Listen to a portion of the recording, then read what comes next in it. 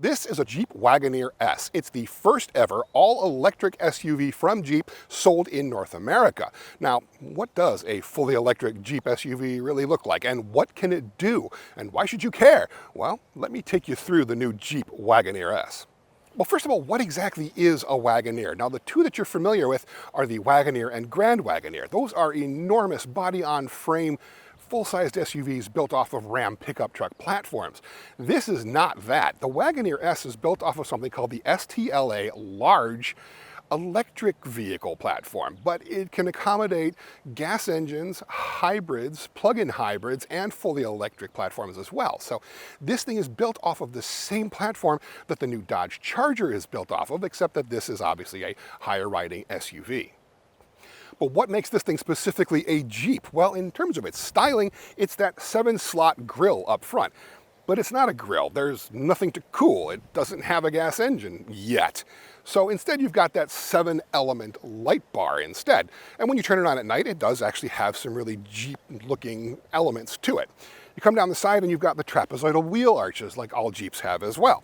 So those are the two big styling elements that really kind of make it a Jeep SUV. It's not necessarily an off-road version, however. Think of this more like the old Grand Cherokee Trackhawk. It's a performance vehicle. It's meant to be driven on-road more than off-road. It doesn't have any kind of height-adjustable suspension. It doesn't have any underbody protection. It is really more of an on-road performance vehicle. And that's why in this initial launch edition anyway, you have 20-inch wheels running Falken all-season low-rolling resistance tires. You come down the side, and the more interesting part is back here, because this is not really the roofline. This is more of an SUV coupe than an actual SUV. The overall size is maybe a little bit around the size of a Honda CR-V. It's not a big vehicle, but the roofline itself actually comes to right here. This part of the glass, this panel, and this wing are all just add-ons to make the whole thing look a lot more boxy and square, but it has a very slippery roofline. It has a coefficient of drag of under 0.30 for aerodynamic efficiency and electrical efficiency as well. That definitely helps its range, and it helps with interior quietness as well. But it is a little bit deceptive. But given that this Wagoneer S is very different from the larger Wagoneer and Grand Wagoneer Jeeps, the big difference is going to be in how this thing drives. Now, driving the Wagoneer S is an interesting experience. It is an electric powertrain. And in this one, this is the launch edition basically, and it's the only one you can get right now. There will be lesser trims coming later that have less power, different powertrains, potentially even an internal combustion engine version as well. But this being the launch edition, it's got a twin motor setup and a total of 600 horsepower and 617 pounds-feet of torque. There's no transmission, obviously, given that it's an electric car. But what's most interesting about this is that all of it is absolutely silent. The attention to aerodynamics in designing the Wagoneer S has resulted in a less than 0.30 coefficient of drag. And the more aerodynamic you are, the less wind noise you're going to get, theoretically, as you're driving down the road and the wind's passing over the vehicle. There is no wind noise in this car whatsoever, even at highway speeds. It is absolutely completely silent. There's no powertrain noise as well. You get a little bit of artificial noise below a certain speed because you have to by federal law, but there's very little tire noise.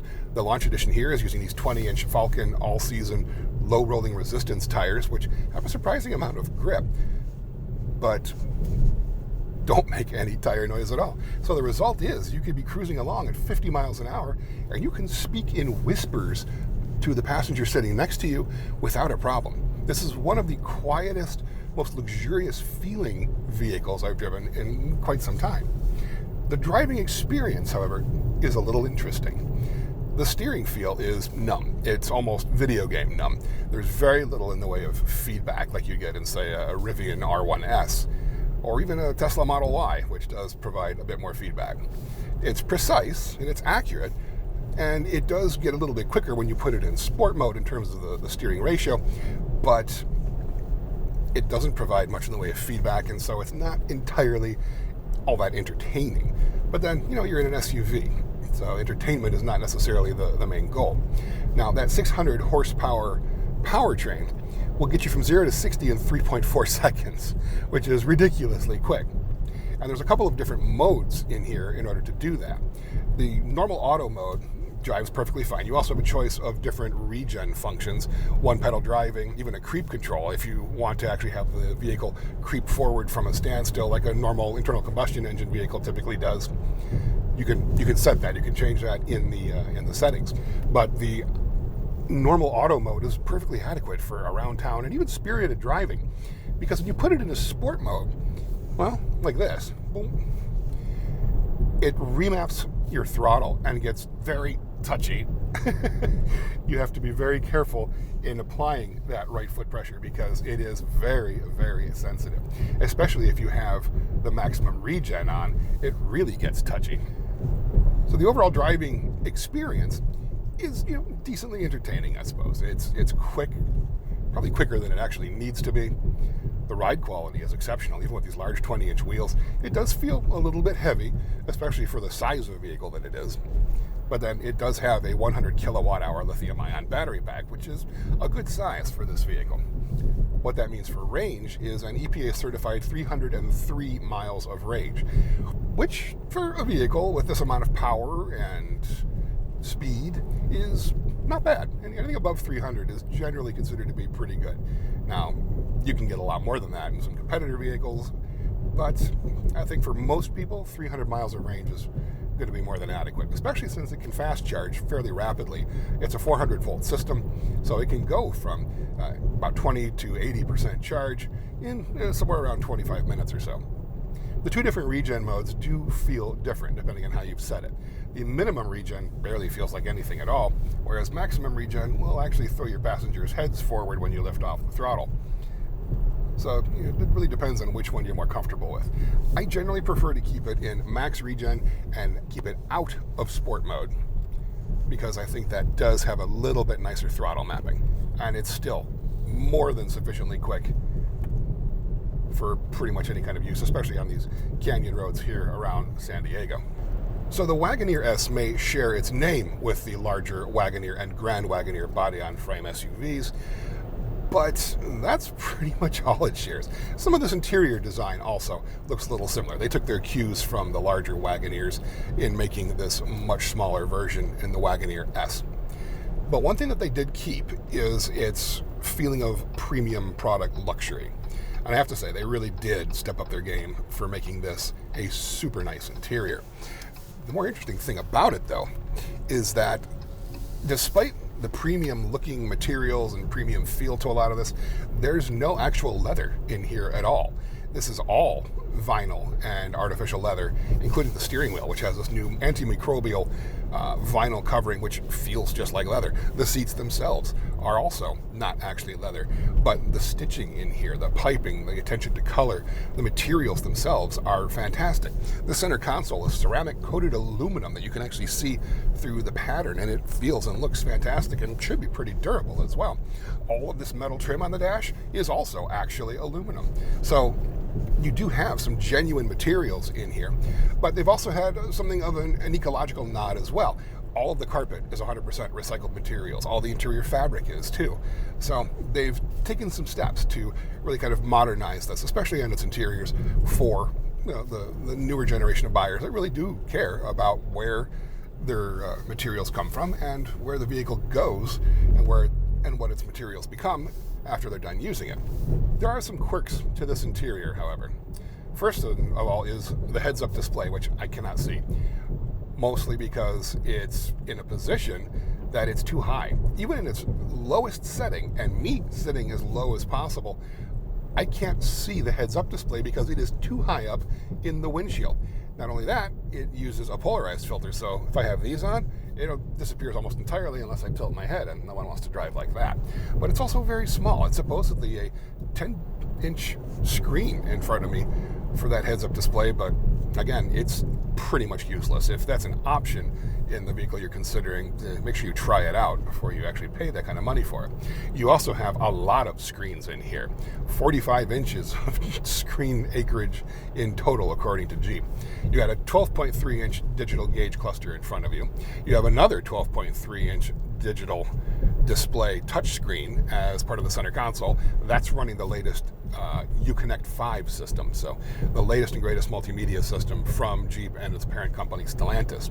Below it, you have a 10.25-inch touchscreen, and that's where the majority of your climate control stuff is, and some things like controlling the heated, cooling, and massaging front seats. And finally, you have another 10.25-inch display that's in the passenger side dashboard. Jeep has put these things in a number of vehicles, so has Ram, and we've yet to really kind of see the purpose of it. Nobody's really playing with that screen. If anything, your passenger is using their phone and not whatever's being displayed on the screen. You can't see it from the driver's seat. It's got a polarizing filter on it, so that you can't be distracted by it. But we'd rather they put that money into, developing perhaps more steering feel than having another display screen in a car that's already got a lot of display screens. The thing about the interior design, and something that the Wagoneer S's chief engineer said, is that she wanted it to be familiar, which is a very refreshing thing to hear from any chief engineer. There's nothing in here that's weird in terms of how it's controlled. Like the air vents in here, they're manual air vents. You just control them with your fingers instead of having to look through a touchscreen like on a Rivian or a Tesla. The climate control is all touch sensitive, which is not the greatest thing, but there's also knobs for volume and tuning. There are specific places to touch for the seat heater controls or cooling or massage. So there's no real learning curve for getting into this fully updated and modern electric vehicle and figuring out how to drive it. So that familiarity is really kind of a welcome feature. But it doesn't mean that there isn't some technological progress in here as well. Like the navigation system can tie into the Jeep app on your phone, and it allows you to actually do some route planning with charging stops. So you can figure out where you need to go before you leave home and where you're going to need to charge and how long you'll need to charge based on the actual status of your vehicle using the Jeep app. So, fantastic. You've also got a lot of other interesting technological things in here, like a 19-speaker Macintosh premium sound system with a 1200-watt amplifier and a 12-inch subwoofer, which in a vehicle this size is actually quite a lot of wattage for audio power. And they've even put some of the neat little meters in the multimedia system as well, kind of a throwback to how Macintosh home consoles used to look like as well. Still might even. And despite the vehicle's size, which is smaller than you might think, it's got a decent amount of room up front. There's plenty of headroom, despite the fact that you've got this standard dual pane, actually opening moonroof instead of a fixed glass panel like you have in some competitor vehicles. The width is a little bit tight, but then I'm also a little bit wider than normal. The seats themselves are surprisingly flat. They're not bolstered at all, which is interesting for a vehicle that purports itself to be, quite sporty and can do 0 to 60 in 3.4 seconds and has, modes that help for handling. They're very flat, both on the seat backs and seat bottoms, and so your passengers are going to get tossed around. The back seat is a little short on headroom thanks to that steeply sloping roofline that's hidden very well by some of the styling of the vehicle. And legroom in the back is about adequate for a vehicle in this size segment, but it's not overly spacious. So it's, again, a little bit tighter than you might expect. It's not as big as a Jeep Grand Cherokee, but it is bigger than something like a Jeep Compass, so kind of in the middle. That smaller size and that steeply raked roofline also do impact you in terms of cargo room. It is adequate. You have enough for 2 large suitcases, and there is a very small frunk up front where you could put a couple of extra things, but not much. And in terms of height, there really isn't a whole lot because, again, of that very steeply sloping rear glass. There isn't a rear window washer or wiper because, again, the angle of that glass is almost like a sedan.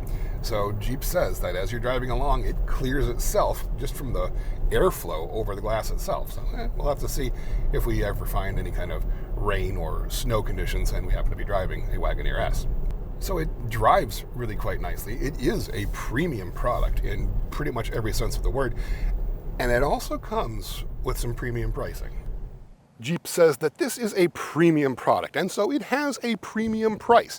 Right now, the Wagoneer S can only be had one way. That's the launch edition, and it comes fully loaded. The only thing you really choose is what color you want, both inside and out. And the sticker price is going to be a few dollars shy of $72,000.